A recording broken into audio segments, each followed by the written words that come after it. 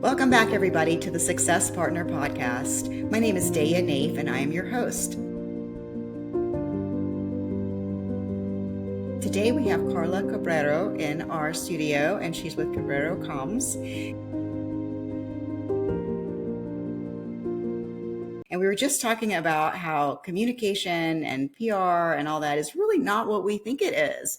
And so we have some very interesting stories about how my lawyers, I work with a lot of lawyers and small businesses, so how some lawyers can have a twist on what's going on in the media and in the world around us. So Karla, please introduce yourself and let's just carry on with what we're talking about. Yeah, sure thing. So Karla Cobreiro, I've been in PR and communications for almost 2 decades now. At the beginning of this year, I decided to spin off and create Cobreiro Comms. So I worked at different agencies. I worked in-house. I was at the Miami airport for some time, actually, and we've got some stories there. I was also in-house at NBC Universal, and I was the basically publicist for the C-suite at NBC Universal. So I was putting them on stages and getting them, at commencements, engagements and things like that.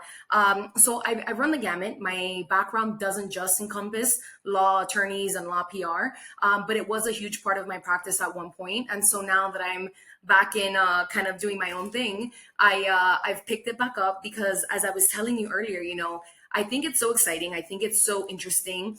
And I think that there's so much that can be kind of like translated to the public, to the consumer, of the knowledge base that an attorney would have, no matter the practice area that they are in. And you can get them some pretty significant media wins and some pretty significant like communication wins. With that, and that for me is like exhilarating, and that for me, like that thrill of that chase is a really big deal. So I love law PR for that reason. Oh, I love that. The thrill of the chase. Yeah. Give us an example of something that's happened recently.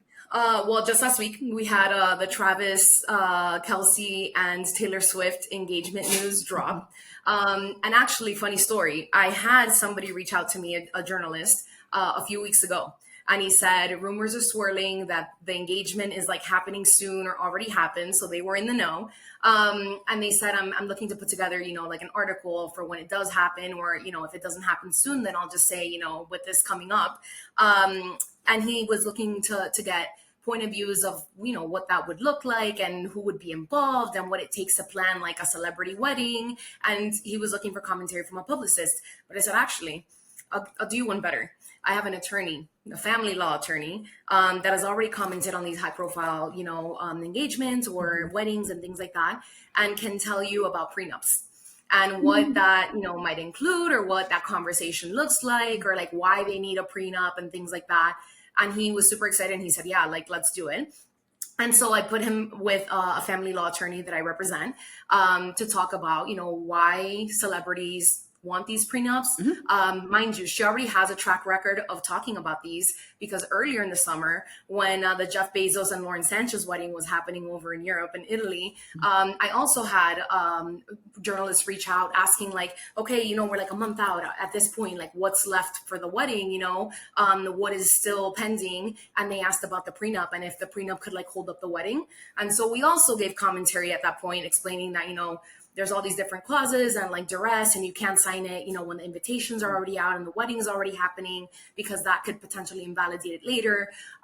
So anyway, she had a track record of already talking about why these matter, and why the prenup conversation mattered in that last conversation is that Jeff didn't have a prenup when he first married Mackenzie, I think it was, who he divorced in 2019. So she ended up walking away with half. And that included obviously a lot of his wealth that he had built from Amazon over the years during their marriage. And so the speculation was that in this second wedding with Lauren Sanchez, he would be having a prenup to potentially protect some of those assets and others. But we were educating again in the case of Travis and Taylor last week, educating the public as to why they would want a prenup, or, what their potential earnings were. I mean, we got really fun and really like nerdy with this. And this is kind of like why having a publicist, I think, is like interesting, and why I think it gives you a leg up. We looked into the potential lifetime earnings of a football player based off of the average career length that a football player has, very which is short. actually really short. It's very short. I think it was it was 7.5 years, I think, if I remember the numbers off the top of my head correctly. And then we also looked at like the potential lifetime earnings of like an artist, right? Specifically a pop artist, because we also found information, which is crazy, about how the different genres Uh-huh. have different career lengths and longevities and earnings. And pop is at the top of the list, which you go figure. So we got to do all this cool research and figure out that obviously like her earnings are much higher projected, right? Not to mention that there's like royalties and all these other things involved. So we were in the middle of the conversation of this, cultural moment that I think like broke the internet when the news broke on Tuesday. Everybody stopped. Every single brand was trying to come up with some meme or some kind of like, where's the wedding or how can we plug in? And we had our attorney in the middle of it talking about the next steps in this like wedding planning process and what that would look like and what that would take. But what was super cool is that the work that we've done, like I mentioned with like Jeff Bezos and other prenups or other like, family law matters that involve high net worth individuals or celebrities, is that we got the call before the engagement even happened, because the journalists knew that this was going to happen and they were tapping us to comment before it did. And so I think that is also a really cool thing that we are able to help clients, in this case attorneys, build a certain like reputation or niche for themselves with the media, so that they come tap us as the subject matter expert before these things happen or when the news breaks, as opposed to us having to be reactive and trying to get in front of the media after the news is already out there. So you guys are really in the know. We have to be, and we were talking before we started recording about like keeping up with the media and all that. Like it's basically part of my everyday, right? Like I get the news alerts from every publication that you can think of. Sometimes I sit in a place where I can have the TV on, even like as background noise when I'm not in like active meetings and things like that, because I do need to understand what news is breaking or what the conversation is, because it's not always about just talking about what you're doing, what cases you're handling, what it is that you are working on. It's about also finding ways to plug yourself into these larger conversations that are happening that you could also be a part of, and that you could also showcase, your expertise, your background through that. Yeah, absolutely. I mean, there's nothing more boring than us lawyers getting on and telling like what we do and explaining these are the parts of a prenup, and this is this, and then you can transfer this, and that's what everybody's like, But what you Well, and can, I know you know about legalese, and that's another thing that I work on a ton, right? And I'll go back to the same example of the Taylor Swift and Travis. I typically either get my clients on a live interview, so it would look something like this on video or on the phone, and we obviously have an idea of what the topic is going to be. But when you're going to do something like that, it's not like you get handed the questions or anything. You just know kind of like what the topic's going to be, and you have an idea of what questions could come up or what points you want to make. And I, as the publicist, prepare the client for those potential questions, or hey, if they don't ask you this, make sure that you bring up this point or that point. That's going to help you shine. That's going to help the journalists understand, because that's another important thing. These journalists aren't always super well educated in whatever topic they're covering, right? If news is breaking about this wedding, they might be very good entertainment reporters, and they might have a lot of background on Travis and on football and on her and on pop and on her tour, but they may not necessarily understand like law or prenups or whatever the case is. So it's also the attorney's job to kind of like educate them on whatever the topic is, aside from giving your opinion, your point of view, and whatever the case is. But a lot of times I get Q&As that are written. So the reporter says, I don't have time to jump on a call, I'm on a short deadline, or calendars don't align, whatever the case is. I'm going to send you the Q&A. Your client is going to answer them for me, and you're going to send them back.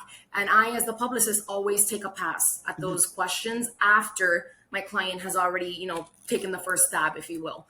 And I always screen for legalese, right? There's a lot of like talking in verbiage that is very much legal and that is very much mainstream and everyday for an attorney, that is not for a journalist and that is not for their audience, right?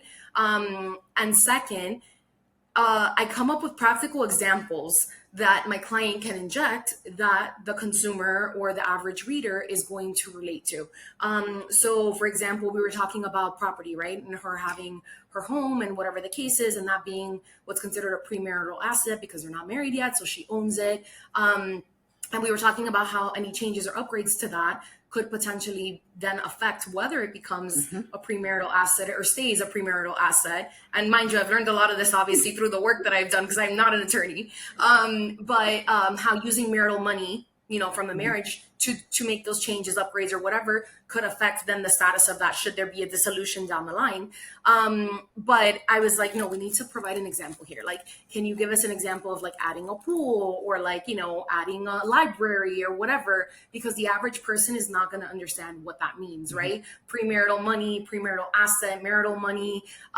There was also something that I was really proud of, which we talked about, again, their lifetime earnings, right? Mm-hmm. So one having, X number of money that they're making now, how long their career was going to be, what their royalties could be for like name and likeness deals and things True. like that. Yeah. And I threw in like this little pun. I said, this is a great chance to talk about their reputations. Mm-hmm. And obviously Reputation is like the name of one of the albums for Taylor Swift. So we plugged it in just as a little like sideline in parentheses. And the journalist picked it up and ran with it. And that was one of the quotes that they used as a pull quote. So that means that like, they have the whole article, but they have certain quotes that they put in like big letters and whatever. So that was one of the pull quotes that they used in the article. And I was like, I am so proud of this because I knew exactly what they were going to go for. So it's not that we changed the message at all, or not that we draft the message for the client, but we think of how we're going to maybe deliver it in a way that is going to get the journalists what they need and get their audience what they need. And sometimes that's different from the way that maybe an attorney would approach it on first, try or first question. Mm-hmm. It's definitely an art form. Getting things out to media and get things out that are newsworthy and picked up is much different than delivering education or talking to the jury or talking to the judge. It's just a completely different stylistic art form.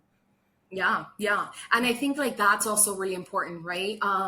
It's not that people can't do their own PR. It's not that people can't sometimes call up or email a journalist or, an editor and get coverage on something that they're working on or get included in a story. It's just literally a full-time job, like you're saying, keeping up with what's going on in the media, keeping up with like, hey, they're probably going to have to cover this or write about this. We can probably offer ourselves as a resource. And then the way that you do that in a way that's like super helpful and doesn't create more work for the journalists and for the team is also really important because, media is changing a lot. The landscape is changing a ton. And they're very spread thin. And so the easier that you make it for them to get what they need out of you, out of your client, out of your, the attorney that you're working with quickly determines whether or not you're going to make the story a lot of times, Oh, it's definitely a time factor, like in the immediacy of when people need stuff. And I've submitted things before for quotes, and they're like, "Oh no, we already have like 20 quotes. Thank you. Trying again next time." But you would have had that relationship and maybe get the heads up. Sounds like you get Well, the and heads that's up. why that's so important too, right? So it's like, well, when the news broke on Tuesday, everybody was asking, but we basically already had the article in the can, and we knew like, okay, it's gonna run today then, because we know that we've already given our commentary. We know that he knew that something was coming. He just obviously couldn't disclose it, the journalist. So that was super cool. But another thing is like, maybe you don't already have that reputation, you haven't built up that credibility or that relationship and that name for yourself with the journalist. Speed is the name of the game. So when, it's something I tell my clients too, like when I send you something, and sometimes I'll even say, hey, I send something over email to them via text. Like, can you get eyes on it? Because I want them to, number one, tell me if it's something that they, yes, agree with me that they should be commenting on. Sometimes I'll be like, listen, I can't do this today. I'm slammed. I'm in a deposition. And if we're not going to get back to the journalist quickly, I would rather stand down than have, for example, my client take the time to answer the questions or to get on a call or to put something together when I know that we're going to send it, I don't know, end of day, and that they're probably, like you're saying, already going to have 10 other people, 15 other people, sometimes 30, like you're saying, get back to them. And at that point, like, we wasted the client's time getting those answers when I know that realistically, unless they have something really groundbreaking to say, they're not really going to make it into the story. So how do people get a hold of you? LinkedIn is great. I Okay. post a lot of my work and stuff on LinkedIn. So just my first and my last name. But if not, my website that has a lot on my past clients and the kind of work that we do. And so it's going to be cobreirocoms.com. And that has a contact form as well. So, you know, you don't have to worry about like misspelling the last name as you're trying to like jot down the email or anything like that. But would love to chat because I think it shows that I'm a little bit nerdy and I get really excited about what's possible and what the opportunities are. And I was telling you before we started recording that what gets me the most excited is that I can win for my clients, for my attorneys, without them necessarily having one of these groundbreaking cases or without them having a really big win or a really big verdict or something like that. We can find ways to get equally big wins and equally like important visibility, even when they don't have all of this crazy news that they themselves are kind of putting out through their work and their clients. Yeah, makes sense. Wonderful. Well, thank you so much for being on the show, Karla. I really appreciate it. For those of you listening, we will have all that information in the show notes. So this has been another episode of the Success Partner Podcast. I am your host, Daya Naef. Please like, subscribe, and stay tuned.